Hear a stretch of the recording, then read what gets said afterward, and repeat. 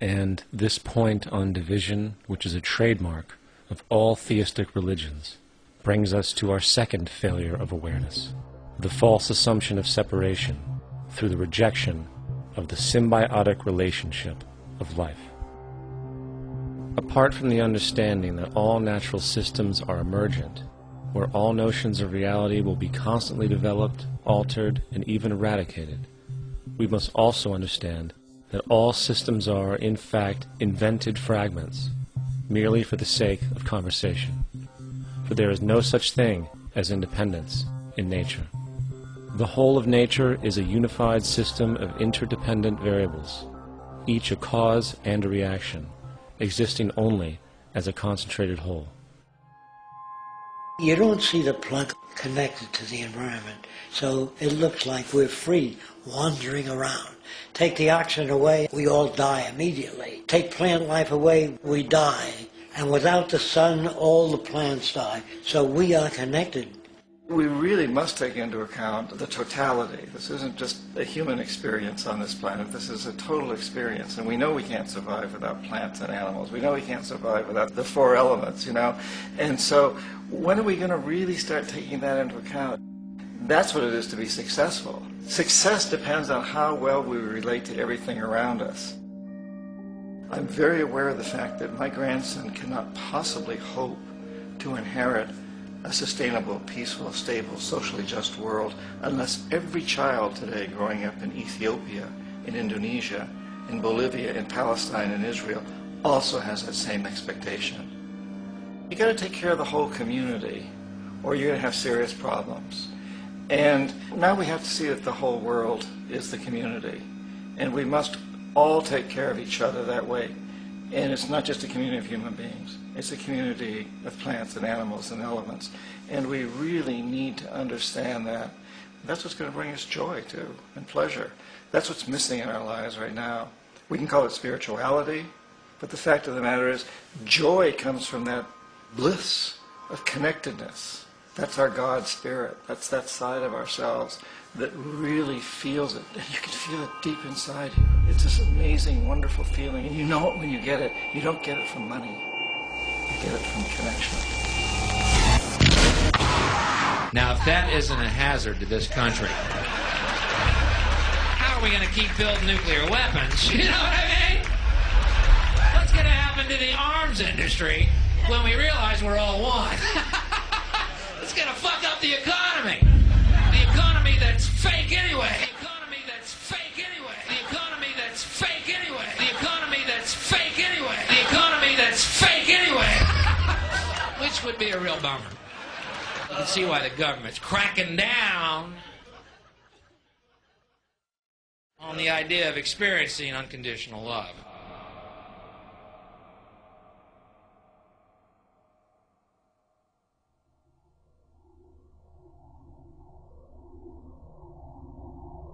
Once we understand that the integrity of our personal existences are completely dependent on the integrity of everything else in our world, we have truly understood the meaning of unconditional love. For love is extensionality, and seeing everything as you and you as everything can have no conditionalities. For, in fact, we are all everything at once. If it's true that we're all from the center of a star, every atom in each of us from the center of a star, then we're all the same thing. Even a Coke machine or a cigarette butt in the street in Buffalo is made out of atoms that came from a star. They've all been recycled thousands of times, as have you and I. And therefore, it's only me out there. So what is there to be afraid of? What is there that needs solace-seeking? Nothing. There's nothing to be afraid of because it's all us.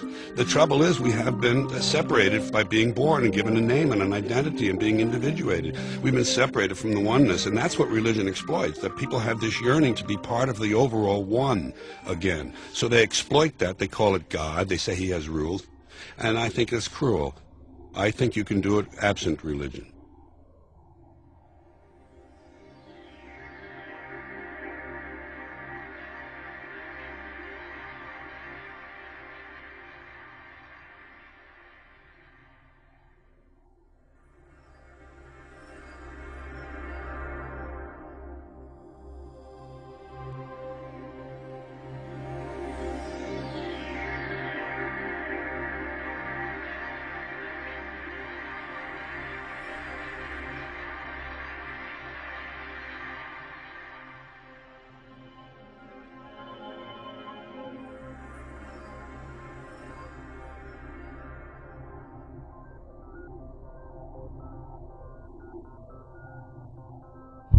It's time to claim the unity our outmoded social systems have broken apart, and work together to create a sustainable global society where everyone is taken care of and everyone is truly free.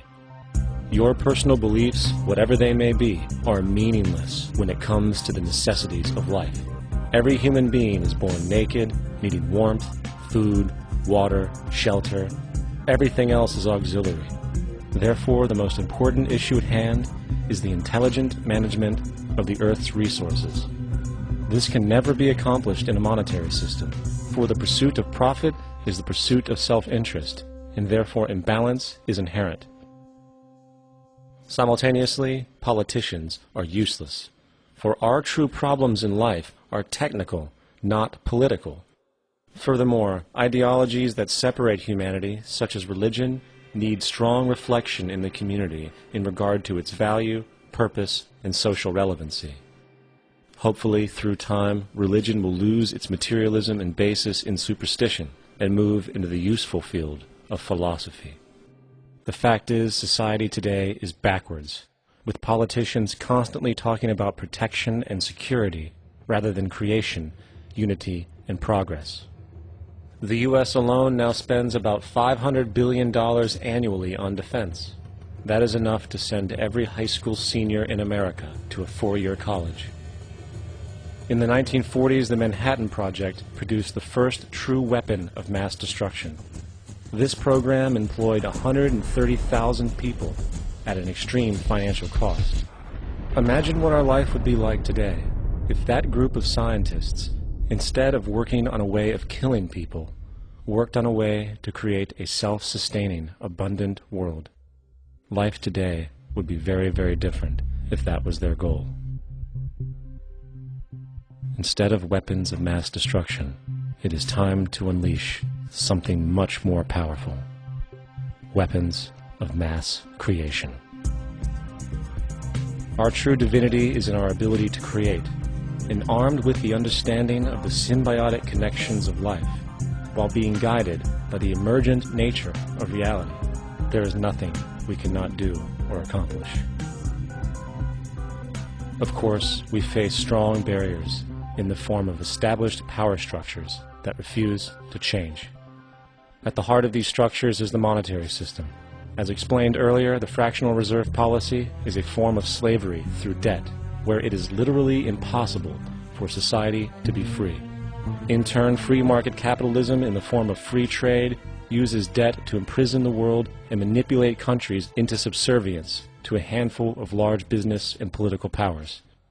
Apart from these obvious amoralities, the system itself is based on competition, which immediately destroys the possibility of large-scale collaborations for the common good, hence paralyzing any attempt at true global sustainability. These financial and corporate structures are now obsolete, and they must be outgrown. Of course, we cannot be naive enough to think that the business and financial elite are going to subscribe to this idea, for they will lose power and control. Therefore, peaceful yet highly strategic action must be taken. The most powerful course of action is simple. We have to alter our behavior to force the power structure to the will of the people. We must stop supporting the system. The only way the establishment will change is by our refusal to participate, while continuously acknowledging its endless flaws and corruptions. They're not going to give up the monetary system because of our designs of what we recommend. The system has to fail, and people have to lose confidence in their elected leaders. That will be a major turning point if the Venus Project is offered as a possible alternative. If not, I fear the consequences. The trends now indicate that our country is going bankrupt. The probability is our country will move toward a military dictatorship to prevent riots and complete social breakdown. Once the U.S. breaks down, all the other cultures will undergo similar things.